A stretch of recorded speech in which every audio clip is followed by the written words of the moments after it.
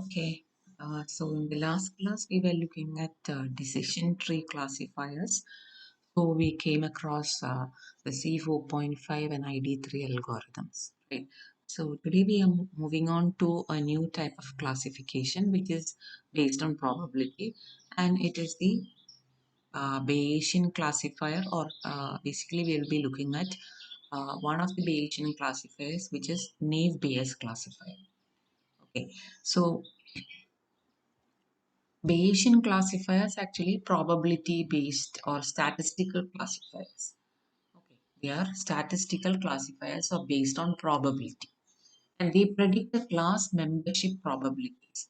So the probability that is given a tuple, you want to find which class the tuple belongs to, and you find the probability of that, and that is the probability that this tuple belongs to all the classes. Okay, you find the probability that this tuple belongs to, say, class C1. What is the probability? C2, what is the probability? And from among those probabilities, you find which has the highest probability, and that is the class to which our tuple belongs. That is the idea of Bayesian classification, and it is based on Bayes' theorem, which we will look at in the next slide. And it is based on Bayes' theorem, and here, as we said, the classifier which we are going to look at is called Naive Bayes classifier, which has comparable performance to decision trees and some of the neural networks. Although it is a very simple type of classifier, its performance is actually comparable to that of decision trees and some neural networks. Okay, and why it is called naive? This is significant because here we assume that the effect of an attribute value on a given class. Okay, so we have multiple attributes which are used to describe an object which is to be classified, and the effect of an attribute value on a given class is independent of the values of the other attribute. The attributes are independent. So that independent is the main thing which is associated with the Bayes classifier, and it simplifies the computation of probability also, and that is how the naive term comes here. Okay. Okay, sorry. Okay, so we will move on to Bayes theorem and how we will do the classification. Okay, so this is what a Bayes theorem is. Okay, our Bayes theorem is actually denoted by this particular equation. Now, what it says is probability of H given X. So, H is actually said to be what is known as a hypothesis. Okay, it is what is known as a hypothesis.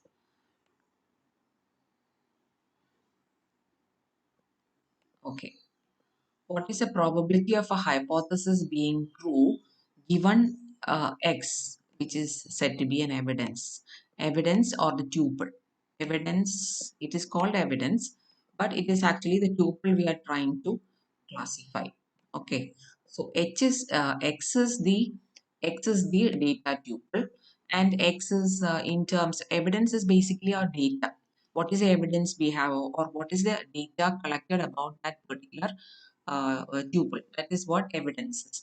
And so given a tuple, we are trying to find out whether a hypothesis that X belongs, the hypothesis here is whether it belongs to a particular class Ci or not. Okay, so the hypothesis here is whether X belongs to a particular class Ci or not. Okay, there can be multiple classes, and out of which whether X belongs to a particular class Ci. So what is the probability of that? So how can it be computed? According to Bayes' theorem, it is equal to probability of X given H. So X given H is the reverse of this, right? That is given that is given from the data. Say for example, we will talk about an example. Let us say we have got a set of apples and oranges which we are trying to classify. Okay, so and the apples and oranges are described using attributes, say color of the fruit. Okay, we have just two attributes, let us say color and shape, or maybe texture also. Okay, there are three attributes we are using to describe the fruit and texture. Okay, So, so basically, using Bayes theorem, what we want to find, what is the probability that given a fruit, whether it is an apple or an orange. So the hypothesis is whether given that is whether it belongs to the class apple or whether it belongs to the class orange. That is a hypothesis. X is the evidence. X is evidence of a particular fruit. What is the color? Whether it is red, round, and it is shiny. Then it is an apple. Let us say. So that is what we are trying to estimate. And in order to find that from the data, that is, we are already given a set of apples and oranges, and based on that, we are developing some knowledge about that particular data set. And that is what is described here. So that is probability of X given H. That is, given a set of apples, H is a set of apples, let us say. It is a hypothesis that we have a set of apples. So given a set of apples, what is the probability that it is, say, red, round, and shiny? Okay. So in order to estimate the probability of a particular object of fruit belonging to a particular class, you have to find what is the probability that, say, it is red, round, and shiny, given that it is an apple, and what is the probability of apples from among the data set. That is where probability of H's, and here probability of X is what is the probability of some fruit being red, round, and shiny. Okay, so in order to find the class, you have to estimate these values from the data which we have with us. Okay, so going to what is written here. So we said X is a data tuple and it is called evidence according to the literature. And X is described using a set of n different attributes. And the hypothesis H hypothesis is like this: data tuple X belong to specific class C. And for classification problem, what we want to determine is the probability that H given X. That is what is given here. That is the probability that the hypothesis H is true given the evidence or the observed data tuple X. Okay, so we are looking for probability that tuple X belongs to class C given that we know the attribute description of X. So we know the description of the fruit and we want to know the class to which it belongs. That is what basically we are trying to find out. Okay, and it is done using this Bayes theorem. Okay. Okay, so we go back to the algorithm which will describe in detail what is to be done about Naive Bayes classification. So we said we have a training data set D which has a lot of tuples or data available. That is, we have data about lots of fruits with us. Fruit is the example which we are talking about. Right? We have data about lots of apples and oranges, and we are given data as well as their associated class labels are also given. Okay. And as usual, each tuple is represented using an n-dimensional vector like this. And these are the attributes A1, A2, etc. An are the attributes. And the values of these attributes are x1, x2, etc. xn. Now we have m different classes. We have n-dimensional data and we have m classes C1, C2, etc. Cm. And given a tuple x, we want to find out to which of these classes. Okay, to which of these m classes our tuple belongs. Okay, so naive Bayesian classifier predicts that tuple X belongs to class Ci if and only if this is true. That is, if it belongs to this class Ci, if probability of Ci given X is greater than the probability of all other classes. Okay, so you have M classes, if the X belongs to Ci, if the probability of Ci given X is greater than all other probabilities, probability of say Cj given X for all other classes. Okay. So what we are trying to do is we are maximizing the probability of Ci given X. Okay. Okay, so rewriting the Bayes theorem which we saw earlier, it is like this: probability of class Ci given X is probability of X given Ci into probability of Ci by probability of X. Now, if you look at this, so basically what we want to, earlier in our example, we said we have only two classes, apples and oranges. So we will find probability of apple given X and probability of orange given X using this equation. And then what is the class which has higher probability, we'll put our X into that particular class. Now, in order to calculate this, if you look at this, if you have, first we said we'll find probability of, say, apples given some evidence, and we also said probability of say oranges given X, right? So we are separately trying to find out the probabilities. So in order to find these probabilities, what do you do? For this first equation, you write probability of evidence given set of apples into probability of apples, right, divided by probability of our evidence, right, x. Similarly, for oranges, what do we say? We write probability of what being an orange given a set of attributes. Okay, so here what we are trying to say is probability of O given x is equal to, according to this equation, probability of being orange given a particular, uh, sorry, okay, this is wrong. Probability of, how you write this is probability of x given O, right? Probability of x given O, it is among a set of fruits, oranges. What is the probability that it is, say, a orange in color, and it has a spherical shape or something like that, and the texture is not shiny, it is rough. Okay, let us see. Into a probability of oranges in the data. How many oranges are there out of the total amount of data, divided by, again, probability of x, right? So since we have the same probability of x in all the cases, we don't have to evaluate this repeatedly. So this can be actually taken out. Similarly, maybe if the probability, sometimes we might assume that the probability of the classes are same. Maybe from the data set, sometimes we might be able to calculate the probability of apples, sometimes apples and oranges. Sometimes in some data, we'll assume that all of them are equal probability. In that case, we also remove this also, but then the main focus is actually this. Okay, so moving on. So probability of, okay, that is what we are saying here. Probability of x is constant for all the classes. So we need to focus on this part, the numerator part. This needs to be maximized. And in some cases, the class prior probabilities are not known. And in that case, we assume that all the classes have same probability. So in that case, we can remove this also. So the main focus will be in order to maximize probability of x given Ci. Okay, now how do you calculate x given Ci? Now, so x in this case might be, we said that is x in the sense x is an item, right? So in the case of fruits, we can say this is color is say red. Okay, color is red, texture is shiny, and the round. Okay, shape is round, something like this.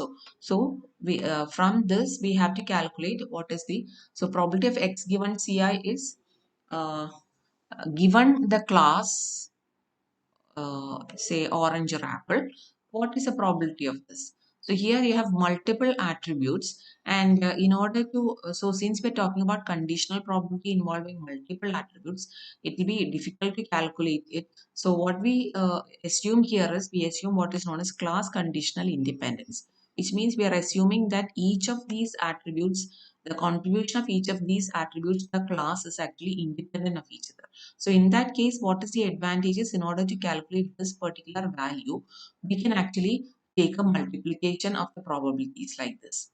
Okay, so in that case, probability of x given Ci becomes probability of, say, the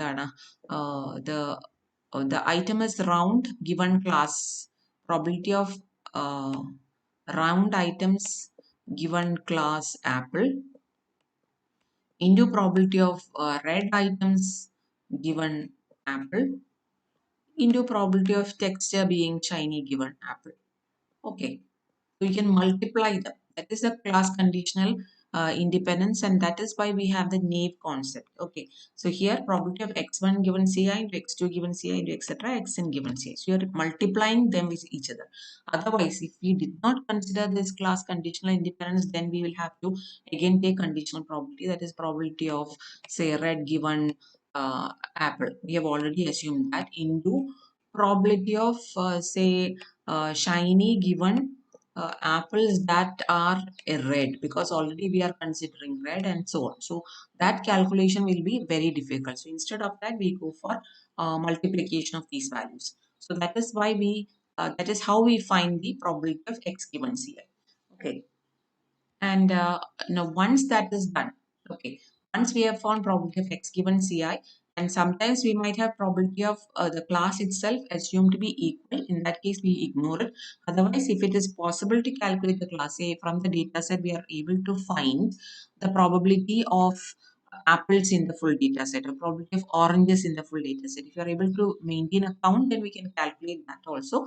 So from that we find this full value, and for each of the classes, okay, there can be multiple classes. For each of the classes you find this probability, and again you find the one with the maximum of this probability, that is probability of x given ci into probability of ci is greater than all j with probability of x given cj into probability of cj. So that you estimate, and that is the class to which it belongs.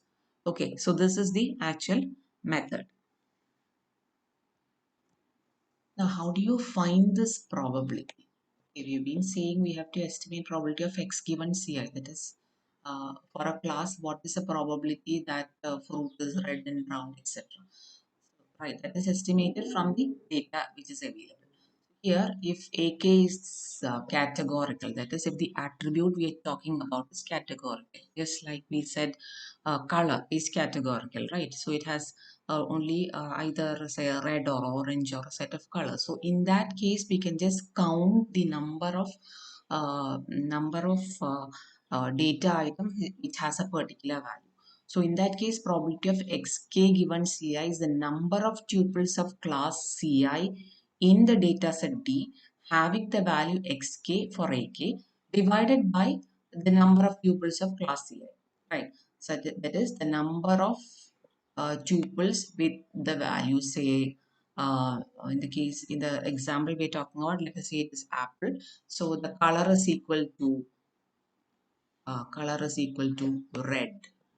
How many with color is equal to, how many data items with color is equal to red divided by number of apples. Okay, okay, so that is how you calculate the probability of x given ci.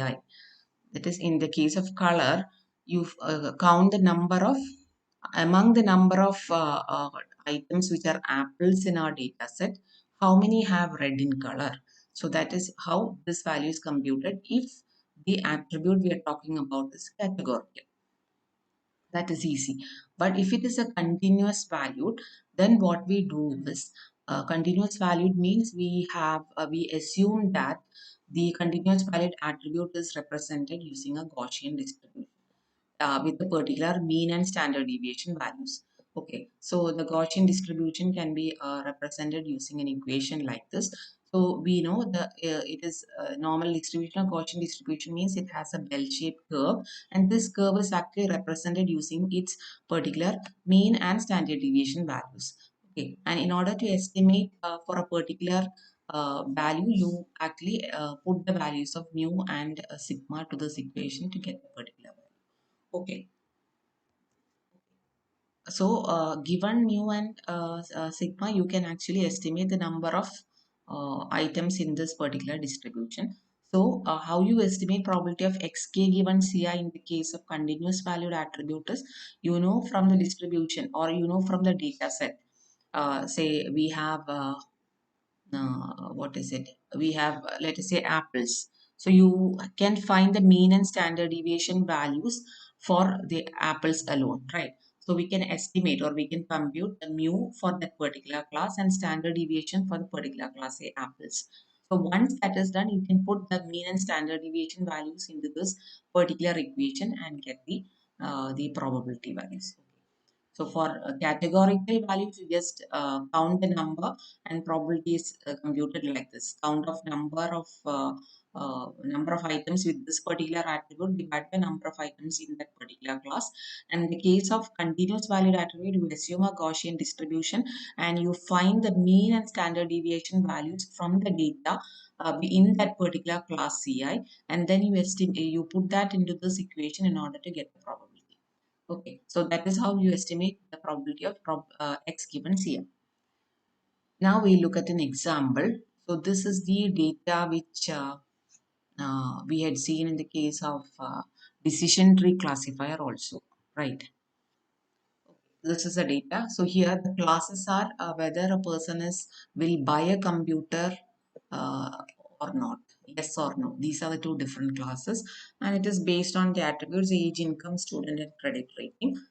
Now, given this particular X value, or given a particular person like this who belongs to the who belongs to youth category, who has medium income as a student and the credit rating is fair, you have to estimate or you have to classify this either to Bayes computer is equal to yes or Bayes computer is equal to no. So according to our equation, the Bayes theorem equation, what did we say? Probability of CI given X, class to which X belongs, is equal to probability of X given CI into probability of CI, the class, divided by probability of X that need not be computed, we said. Okay, in this case, CI means there are two classes. The Bayes computer is equal to yes and Bayes computer is equal to no, right? So we will find the probability for that. Probability of Bayes computer is equal to yes. Okay, Bayes computer is equal to yes. How do we compute? How many are there who, from the data set, you can find the number of yes categories. 1, 2, 3, 4, 5, 6, 7, 8, and 9. Okay, so 9 out of 14 people are Bayes computer is equal to yes. So this is the probability. So similarly, what is the probability of Bayes computer is equal to no is equal to remaining? That is 5 by 14. Okay. So we have found this probability of CI for both categories we have found. Next, we have to estimate this particular value, right? So X is given and probability of CI, given CI. Okay. So we what did we say? Because of this class conditional independence, what we say is we find probability of age is equal to youth uh, given Bayes computer is equal to yes, and for both categories we need to find, because we have to estimate for both classes, right? And youth given best computer is equal to no. Similarly, for all the attributes we have to find out. Similarly, for probability of income is equal to medium given yes, probability of income equals medium given no, probability of student equals yes given best computer is yes, probability of student is no given. So for all these we have to find the probabilities. We'll just find out for just one of these. So probability of youth given yes. So how many are Bayes computer is equal to yes is 9 people belong to the category Bayes computer is equal to yes. And among those, how many youth are there? That is what we have to find out. Okay. So here this is actually middle age. This is middle age. So this is belong to youth category. So we have one here, this is here. This is again 2 because it is also belonging to the Middle East youth category. Similarly, yes, no, all the others do not. So it is 2 out of 9 belong to the category of youth given yes. And similarly, you have to find youth given no, and so on. So each of these probabilities has to be estimated from this particular data set. So we will look at how in the textbook it is done. Okay, so probability of first they estimate the probability for the two different classes. Probability of Bayes computer is equal to yes is 9 by 14 and no is 5 by 14. So that we have already calculated earlier also. Next you have to compute x given Ci for I is equal to 1 and 2. The two categories are there, right? So for that you find probability of, since x in this case gives age is equal to youth. So for age is equal to youth, Bayes computer is equal to yes. So it is 2 by 9. Look, we have already estimated as 2 by 9 from the data.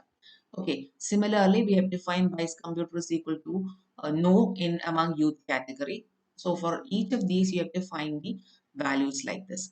Now, once these values are found, then you have to estimate probability of x given Ci.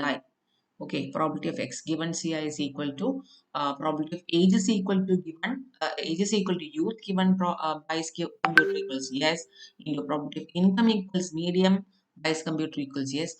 multiply all of them together to get this value. And finally, similarly, you find this is for probability of x given Bayes computer is yes. Similarly, for x given Bayes computer equals no. Okay, and to find the class to which it belongs, you have to multiply this by the class also. Probability of Bayes computer equals yes. So this 0.044 is multiplied with the probability which we calculated here. Bayes computer is equal to yes is 0.643. Multiply those together, you get a value like this. And for no also you find a value. So from among these two, which is the higher value? It is Bayes computer is equal to yes, right? So our x actually belongs to Bayes computer is equal to yes. This particular data item x given belongs to the class with the higher probability. Okay. Okay, so that is how we do an ABS classifier. And in this slide, what is given is the Laplacian correction. We sometimes might have values of 0 in some cases for when we consider our data. Say for example, suppose Bayes computer is equal to yes in our training database, and there are 1,000 tuples. And let us say we have only 0 tuples with income is equal to low. Okay, in some cases, in cases where we have 0 tuples in some categories, when we take probability, some of them becomes really zero. അപ്പോൾ zero ആയിട്ട് estimate ചെയ്യുമ്പോൾ we might not be able to calculate it correctly. Okay. So in that cases, so here income is equal to low has only 0 tuples, but 990 tuples with income equals medium and 10 tuples with income equals high. Now, in order to avoid this zero, what we do is we are assuming equally, we are assuming that we have one tuple extra in each of these categories. For income equals low, now we have one tuple. Income equals medium, we have 991 tuples. And income equals high, we have 11 tuples. So we are re-estimating the probability. You don't have a zero here now. We have non-zero values. So that is where sometimes when you do work, real work, you might come across issues like this. So in that case, you can use a Laplacian correction. Okay, so that is all. Thank you.